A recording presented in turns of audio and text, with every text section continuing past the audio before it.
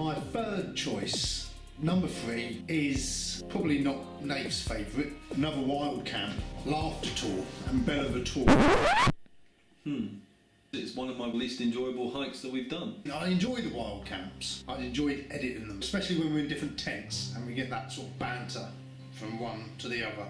So we started the day on a real high. We turned up at Dartmoor, yet again somewhere we've never been. I thought it was Dartmoor, but we was quite away from Dartmoor. We're going for another wild camp. The tarp's out for another outing. We're going to go and take in Laughter Tour, track over to Bellover Tour. And we just get out of the car and we're just about to start doing our sign on, and this car goes flying up the road. Beep, beep, beep, beep, beep, beep. Something will happen!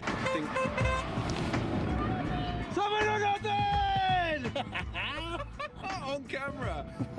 That seemed quite crazy, and I couldn't get away from that thought for a long part at the start of the journey. That kind of put me on a high. It made our day before we'd even gone out. You know, we were sort of stomping along and it was all dry and everything's nice. We're going to find a stone row. Well, it was a row of stones, so...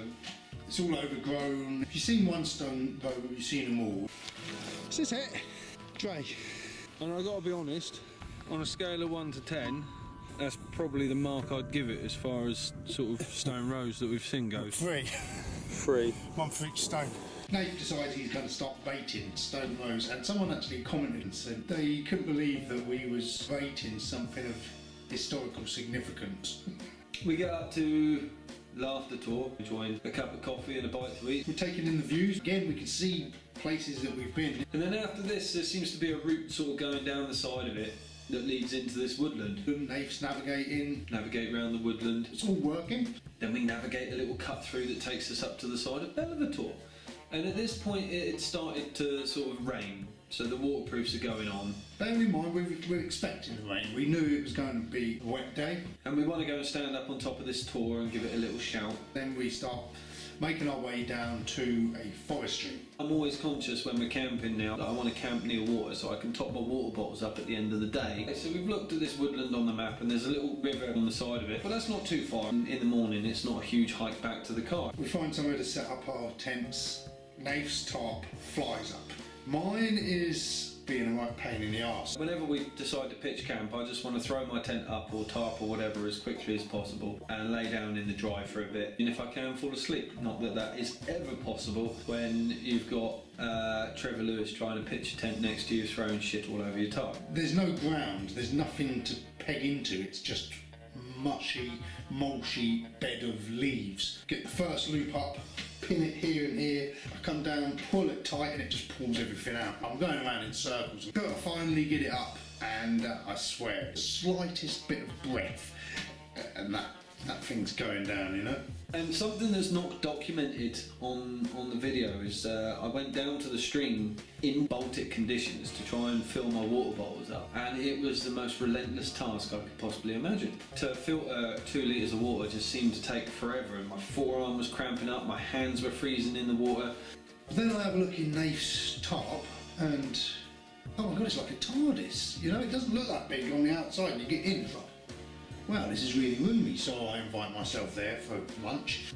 Then we're in the tent, so we're settling down for the night. We've got a little bit of phone reception, a bit of internet reception, 4G, so we just check the weather forecast one more time. Nath checks the weather app, see what time the rain's going to stop, and realises that the wind is still yet to pick up. It was torrential rain all night with 40-mile-an-hour winds. So it's exactly the same as we've had before. I mean, it was an identical weather forecast. Someone could have just copied and pasted the same page. And then we decided to hunker down for the night. I always bring a book, so I'm just sort of lying there reading my book. Nath's getting frustrated with the sound of the rain. He likes to sleep. We've got 2 issues tonight, YouTube. One is, you might very well enjoy him, but Trev and his Dartmoor legends. 2, the noise of rain hitting this tarp is doing my head in. Very quickly, I've had enough of the noise of the rain on the tarp. I'm trying to sort of roll pieces of tissue paper up to poke in my ears to try and make like basically some sort of ear defence. Anyway, I sort of decide, right, I'm just going to try and sleep through this. And I'm able to fall asleep, and I fall asleep quite soundly actually, until I sort of wake up at sort of 1, 1:30 in the morning, And the thing that had woke me up is my feet were starting to feel quite damp, which is quite an odd sensation when in your head you're like, well, I'm on a roll mat under a tarp in a Gore-Tex bivvy bag, my feet should not be wet. I haven't had that much sleep. Quite happily go home now. Pretty much off with the whole adventure. This sort of puddle that's up above him is breaking, and it's got water running down and pooling exactly where he's camping.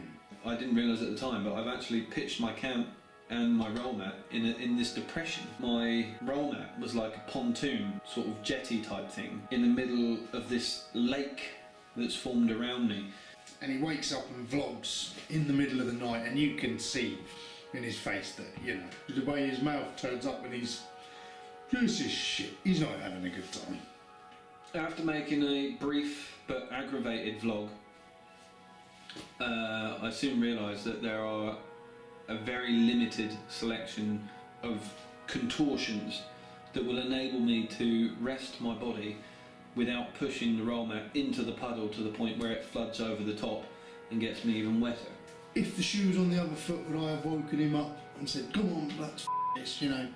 And he didn't wake me up, so fair play to him, you know, he stuck it out.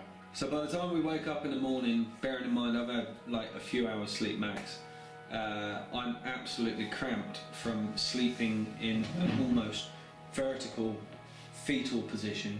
The thermal efficiency of my sleeping bag is all but gone. I've never been so motivated to pack all of my kit away and sort of get out of there. And that's what we did. We just got up, got out, packed everything up, marched back to the car with hardly any stop whatsoever, done a quick sign off, and got out of there, and I couldn't have been happier to leave Dartmoor. As much as I'm sure it made good viewing, and I'm guessing that's why Trev chose this video. Trev, you're number 3. You can stuff it up your arse, mate.